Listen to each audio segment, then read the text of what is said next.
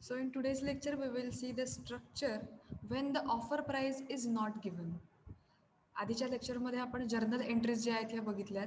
त्यामध्ये कशा आपल्याला एंट्रीज पास करायच्या आहेत बाय बॅक ऑफ शेअर्ससाठी means repurchasing of shares.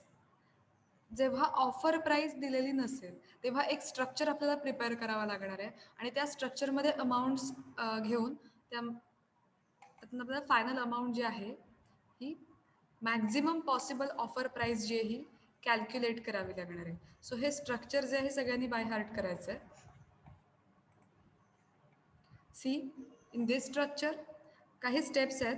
Total 6 steps are there. First step is sources. प्रॉब्लेममध्ये जेवढे सोर्सेस दिलेत ते आपण रेकॉर्ड करून घ्यायचे. General reserve, then profit and loss account, security premium and reserve and surplus means या सगळ्यांची टोटल जी आहे ही आउटर कॉलमला घ्यायची. General reserve, profit and loss account, then security premium किंवा अजून तर कोणते रिझर्व असतील, revenue reserve or any other reserve. मग हे सोर्सेस जे आहेत हे सोर्सेसच्या अमाऊंट्स घेऊन त्यांची टोटल जी आहे ही आउटर कॉलमला करायची. So reserve and surplus A plus B plus C means general reserve plus profit and loss account plus securities premium. इथे आपली फर्स्ट स्टेप ही कंप्लीट होईल या तिघांची टोटल करून घेतल्यावर. In next step, 25% of own fund. आता हा कसा फाइंड आउट करायचा? So first A reserve and surplus जे आपण इथे फर्स्ट स्टेपमध्ये जी फायनल अमाऊंट फाइंड आउट केली रिझर्व अँड सरप्लस ती अमाऊंट इथे घ्यायची आहे. Then equity share capital, total equity share capital प्रॉब्लेममध्ये जे दिलेलं आहे ते घ्यायचं आहे. Preference capital, preference share capital जेवढं प्रॉब्लेममध्ये दिलं असेल ते घ्यायचं आहे. And then own fund means A plus B plus C means reserve and surplus plus equity capital plus preference capital तिघांची ही टोटल करायची आहे आणि ती टोटल इनर कॉलमला घेऊन ठेवायची आहे. And 20% of own fund means इथे जे आपण टोटल फाइंड आउट केले या टोटलवरती 25% अमाऊंट कॅल्क्युलेट करायचे अँड देन ती आउटर कॉलमला येईल. So here 25% of own fund. Second स्टेपमध्ये आपण काय फाइंड आउट करतोय? ओन फंड फाइंड आउट करायचा आहे 25%. मग तो कसा फाइंड आउट करणार? Reserve and surplus plus equity share capital plus preference share capital तिघांची ही टोटल करून घ्यायची आहे.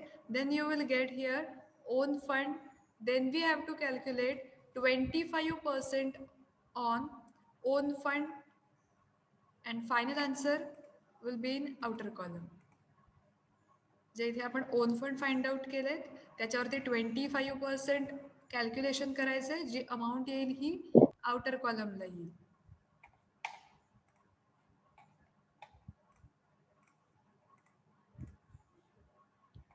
In third step,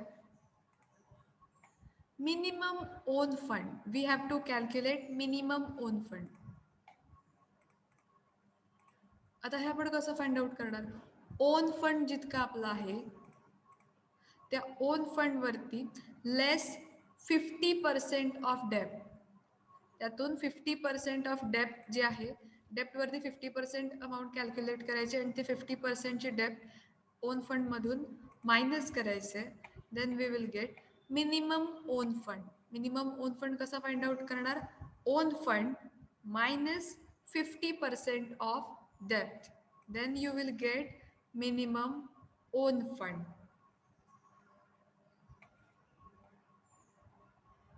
Next is maximum possible amount of buyback.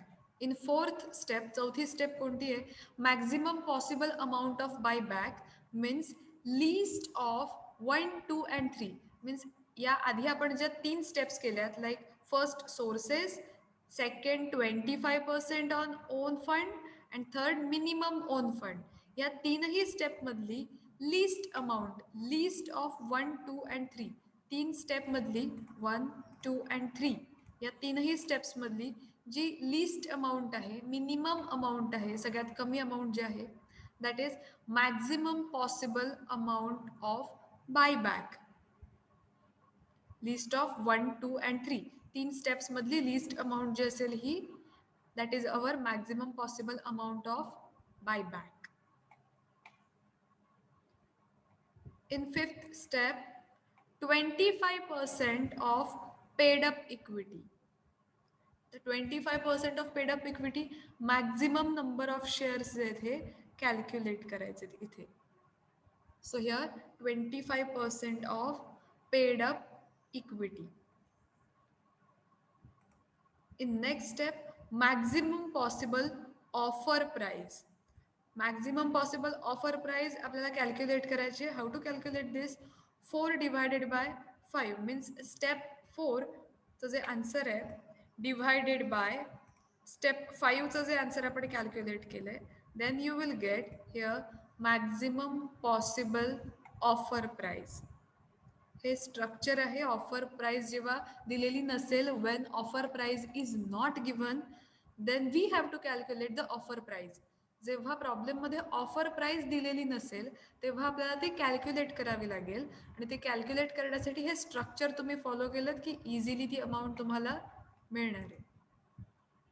So इथे 6 स्टेप्स आहेत. First step sources, second step 25% of own fund, third step minimum own fund, fourth step maximum possible amount of buyback mean list of 1, 2 and 3. ज्या आधीच्या 3 steps आहेत त्यापैकी list amount घ्यायची आहे.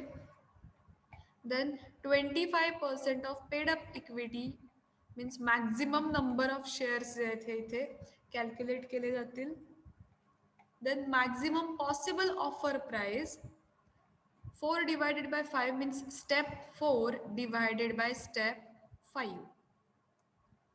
Step 4 चं जे आन्सर आलंय त्याला step 5 च्या आन्सरने डिवाइड करायचंय.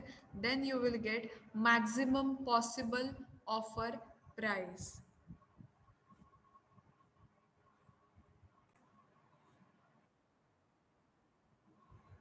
In next part we will see when offer price is given. जेव्हा ऑफर प्राइस ही दिलेली असते. The following steps should be taken to account buyback of equity shares. आता जेव्हा ऑफर प्राइस दिलेली असते तेव्हा आपण काय काय स्टेप्स फॉलो करणार आहोत. फर्स्ट स्टेप दोन्हीकडेही सेम आहे. Sources, general reserve plus profit and loss account plus security premium, total reserve and surplus A plus B plus C, या तिघांचीही टोटल जे ही करायचे. Then you will get here reserve and surplus. First step ही दोन्हीकडे same आहे. When offer price is given and when offer price is not given. सोर्सेसची total करून आउटर कॉलमला घ्यायचे and the total is reserve and surplus. This is the first step. In second step, 25% of own fund. त्यामध्ये first reserve and surplus, equity capital, preference capital आणि ह्या तिघांचीही total करायची. Reserve and surplus, equity capital and preference capital या तिघांची total करून own fund आपल्याला मिळणार आहे. Own fund A plus B plus C means reserve and surplus plus equity share capital and plus preference capital. You will get own fund and 25% of own fund means इथे जो own fund मिळालेला आहे त्याच्यावरती 25% amount calculate करायचे and you will get 25% of own fund. Amount outer कॉलमला घ्यायची. आता ही सुद्धा स्टेप दोन्ही ठिकाणी सेमच आहे. when offer price is given and when offer price is not given. So आपण इथे 25% ओन फंड जो आहे हा कॅल्क्युलेट करून घेणार आहोत. यासाठी कॅल्क्युलेशनमध्ये काय काय येईल. Reserve and surplus plus equity capital plus preference capital तिघांचीही टोटल करून मिळणार आहे आपल्याला own capital, own fund. Own fund त्याच्यावरती 25% अमाऊंट कॅल्क्युलेट करायचे and you will get 25% of own fund.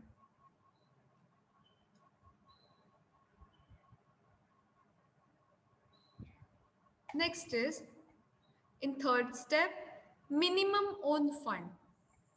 Minimum own fund इथे आपल्याला कॅल्क्युलेट करायचं आहे. How to calculate this? Own fund जो आपण कॅल्क्युलेट केलाय लेस 50% ऑफ डेप्थ. जेवढी डेप्ट आहे त्याच्या 50% अमाऊंट लेस करायचे ओन फंड मधून. Then you will get minimum own fund. So third step पण सेमच आहे दोन्हीकडेही. Minimum own fund when offer price is given and when offer price is not given. तीनही स्टेप्स पहिल्या सेमच आहेत.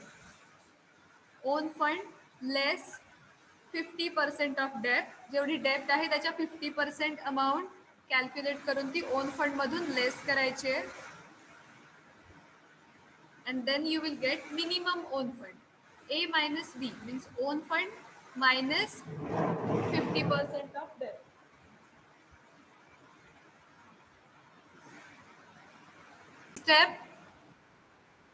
Next step, 25% of paid up equity. So इथे 25% of paid up equity आपल्याला कॅल्क्युलेट करायचं आहे. Means maximum number of shares. Then offer price is given. आता जी offer price दिलेली असेल ती ऑफर प्राइस आपल्याला कॅल्क्युलेशनसाठी घ्यायची आहे. And then buyback at offer price A into B means maximum number of shares into offer price given. point A into point B. जेवढे maximum number of shares दिलेले आहेत त्याला ऑफर प्राइसने मल्टिप्लाय करायचे and then you will get buyback at offer price.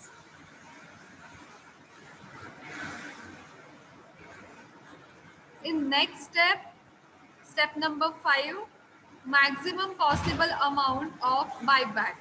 So in this step, we have to find out maximum possible amount of buyback.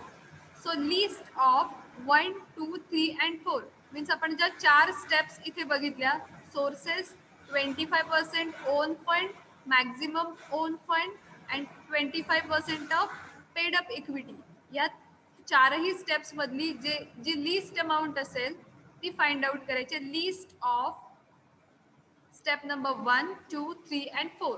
Then you will get maximum possible amount of buyback. In last step, maximum possible number of shares. Maximum possible number of shares calculate करायचे आहेत. How to calculate this? Step number 5चं जे answer आलेलं आहे, so step number 5 divided by offer price. Problem मध्ये जी offer price given आहे त्या ऑफर प्राइसने स्टेप नंबर 5ला जे आन्सर आलंय त्याला डिवाइड करायचंय. So step number 5 divided by offer price. You will get maximum possible number of shares. So this is the structure when offer price is given. जेव्हा problem मध्ये offer price ही दिलेली असते तेव्हा हे स्ट्रक्चर तुम्हाला फॉलो करायचं आहे.